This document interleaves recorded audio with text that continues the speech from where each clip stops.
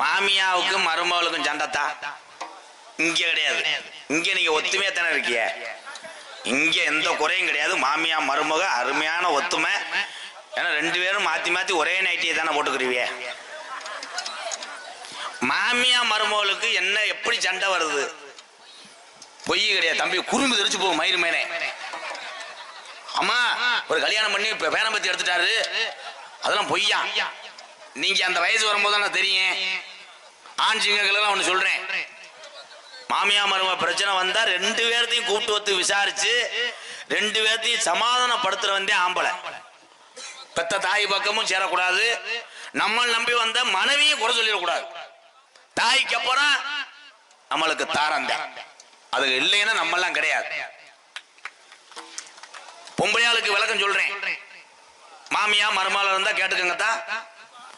மருமக என்ன குழம்பு வச்சாலும் மாமியா அதை சாப்பிட்டு நீ எப்படி சொல்லணும்னா அருமடி அருமடி ராசாத்தி சூப்பர் குழம்பு நயங்கை மாதிரி இருக்கு அப்படின்னு சொன்னீங்கன்னா நீ தப்பிச்சிருவேன். மாமியா வந்தோடனே என்ன குழம்பு வச்ச கடுக்குதுன்னு சொன்னா இங்க கடுத்துறோம்.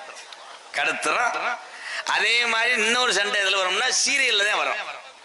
மாமியா எந்த சீரியல் பார்த்தா அழுகுதோ நீ முக்காடை போட்டுக்கிட்டு இன்னைக்கு செடிக்கு செடி நடுவே ஆபத்த நீ வேற சேனல்ல ரிமோட்டை மாத்தினா ஒரு ரிமோட்டு பேட்டரி அந்த சொல்லி வெளியே வச்சோட்ட. மாமியாவுக்கும் மருமகளுக்கும் சண்டை எங்க பகுதியில் உங்களை சொல்லல. மாமியா கிளம்பிருச்சு எங்க? மாயானியம்மன் கோயிலுக்கு. 100 நாள் வேலை பார்த்த காசை பூரா சேர்த்துக்கிட்டு ஏத்த கதையை கேளுங்க. 25 கிலோ மிளகா. என் மருமகளை நான் காலி பண்றேன்டி பக்கத்து வீட்டுக்காரர்கிட்ட போய் சொல்லியிருக்கா. ஏன் பூச்சண்டு சொல்லிடாத. அவளை போய் அரைச்ச அப்பல மாமியா ஒரு டாட்டாச்சியை பிடிச்சி டங்குன்னு கிளம்பிட்டா. மருமக சுதாரிச்சுட்டா. கிளட்டுமுண்டா நம்மளுக்கு 25 கிலோவா. அவ கொஞ்சம் வசதி. 2 வகை நகையை அடகு வச்சு 100 கிலோ மிளகா வாங்கி கொண்டு போய் மாசாணிய கோயிலுக்கு போயிட்டு ஆளுக்கு ஒரு மூலையில உட்காந்து மாமியா அங்கிட்டு அரைக்குது. அத்தா மாசாணி அத்தா என் மருமகளை எப்படியாவது காயலு வராம செஞ்சிரு 25 கிலோ. அங்கிட்டு மருமக என் மாமியா கிளட்டு முட்டை தொல்லை தாங்க முடியல, எப்படியாவது நீர் வராம செஞ்சிரு. பட்டக்குன்னு படுத்து கிடந்த மாசாணி அம்மா எந்திரிச்சிருச்சு.